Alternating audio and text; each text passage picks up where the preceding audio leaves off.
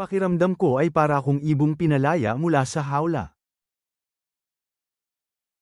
Magandang araw sa inyo, Professor, at sa lahat ng taga-subaybay mo. Itago mo na lang ako sa pangalang Mia. Gusto ko rin sanang magbahagi ng aking karanasan sa buhay. Maganda ang naging takbo ng buhay ko noong high school.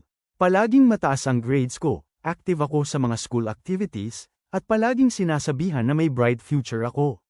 Pero sa likod ng achievements na yun, may itinatago akong mabigat na sikreto. Lumaki ako sa isang mapang-abusong pamilya.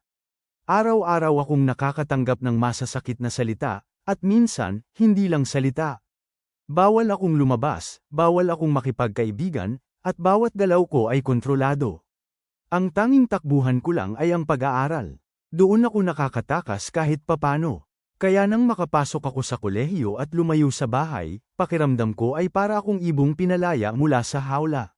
Sa wakas, may kalayaan ako.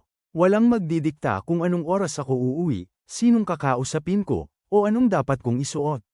Masaya, malaya, pero hindi ko alam, may kapalit pala ang lahat ng ito. Dahil sa sobrang uhaw sa pagmamahal at atensyon, mabilis akong nahulog sa maling tao.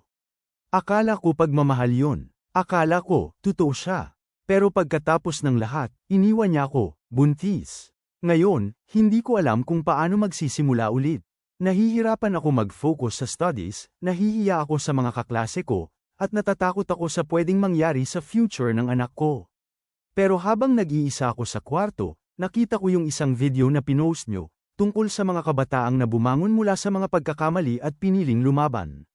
Na-inspire ako. Parang ako yung kinakausap ng video. Doon ko naisip, baka hindi pa huli ang lahat. Kaya ngayon, nandito ako, humihingi ng payo. Anong dapat kong gawin? Paano ko mababalik ang tiwala sa sarili ko? Paano ako magsisimula ulit habang may dinadala akong bagong buhay? Maraming salamat sa pagbibigay ng pag-asa sa katulad kong nawawala na ng direksyon. Handa akong makinig.